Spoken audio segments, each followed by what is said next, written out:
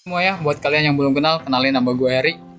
Di sini gue bakalan bawain segmen Ultum kuliah 7 menit, dan di sini gue bakalan ekstrak value dari buku yang pernah gue baca. Dan nantinya buat kalian yang berkenan silahkan klik tombol subscribe di bawah, dan jangan lupa like, comment, and share ke teman-teman yang lain ya. Jadi buku yang bakalan gue ekstrak value-nya ini adalah buku tentang ini, The Subtle Art of Not Giving, atau dalam bahasa Indonesia sebuah seni untuk bersikap bodoh amat, dari Mark Manson.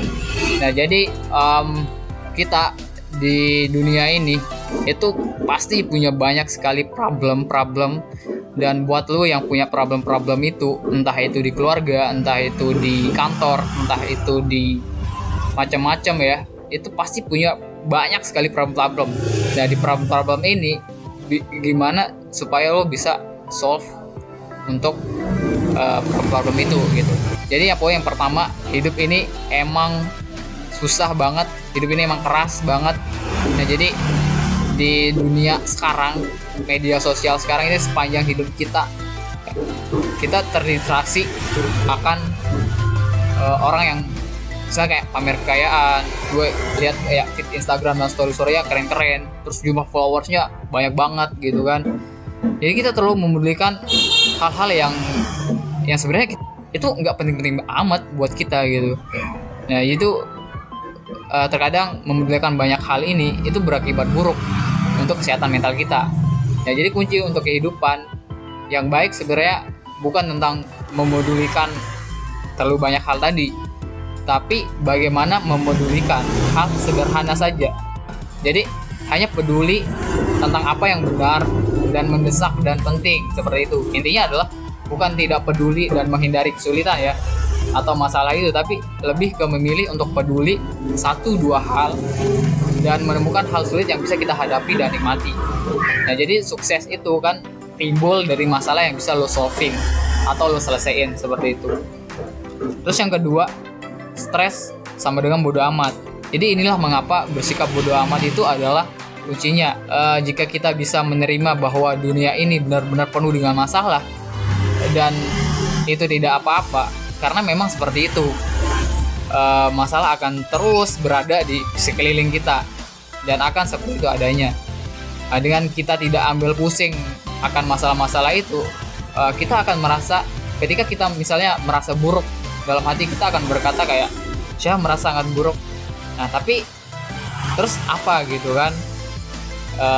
Terus kenapa? Terus apa peduli kita seperti itu? Dengan berkata seperti itu ya, otomatis kita akan berhenti membenci diri kita atau giving atas masalah-masalah seperti itu gitu.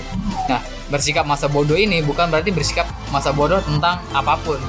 Nah, sebaliknya, yang dimaksud adalah bersikap bodoh amat terhadap kesengsaraan dan kesulitan yang menghalangi tujuan kita itu. Nah, jadi ketika kita memiliki tujuan atau cita-cita atau keinginan seperti itu, nah, untuk mencapai hal itu kan ada proses. Dan di dalam proses ini pasti ada kesengsaraan, kesusahan, dan sebagainya. Nah, bersikap bodoh amat tentang kesengsaraan, kesulitan itu akan mengantarkan ke hal positif tadi, yaitu tujuan itu atau outcome itu. Itu dia yang ketiga. Terus personal value. Jadi lo harus bisa analisis nih, apa-apa yang benar-benar lo anggap penting di dunia ini. Jadi lo harus kenali diri lo gitu. Masalah apa sih yang bisa lo solving? Masalah apa yang bisa lo pilih, yang lo kendaliin?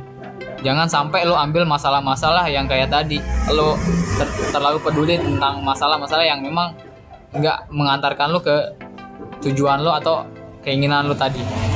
Terus yang ketiga, masalah itu nggak akan pernah habis. Nah, seperti yang gue bilang tadi, adalah hal konyol ketika lo pengen terbebas dari masalah di dunia ini. Nah, sebenarnya lo harus sadar. Terus yang kedua, lo harus memilih menderita buat hal apa saat lo hidup, seperti itu. Dan memang ketika lo sudah tahu itu masalah nggak akan pernah ada habisnya, lo bakalan bisa sadar dan memilih masalah-masalah apa yang lo bisa solving, seperti itu. Nah, terus yang poin selanjutnya, ekspektasi positif sama dengan negatif. Jadi hal yang terjadi di dunia ini seringkali kontradiktif, teman-teman. Jadi kebalik-balik seperti itu. Jadi menginginkan pengalaman positif adalah sebuah pengalaman negatif, dan menerima pengalaman negatif sebenarnya adalah sebuah pengalaman positif seperti itu. Misalnya, nah semakin mati-matian kita berusaha ingin kaya, misalnya, kita akan merasa semakin miskin dan tidak berharga seperti itu. Nah, terlepas dari seberapa besar penghasilan kita sesungguhnya. Nah, kemudian mencari kebahagiaan sama dengan merasa sedih seperti itu.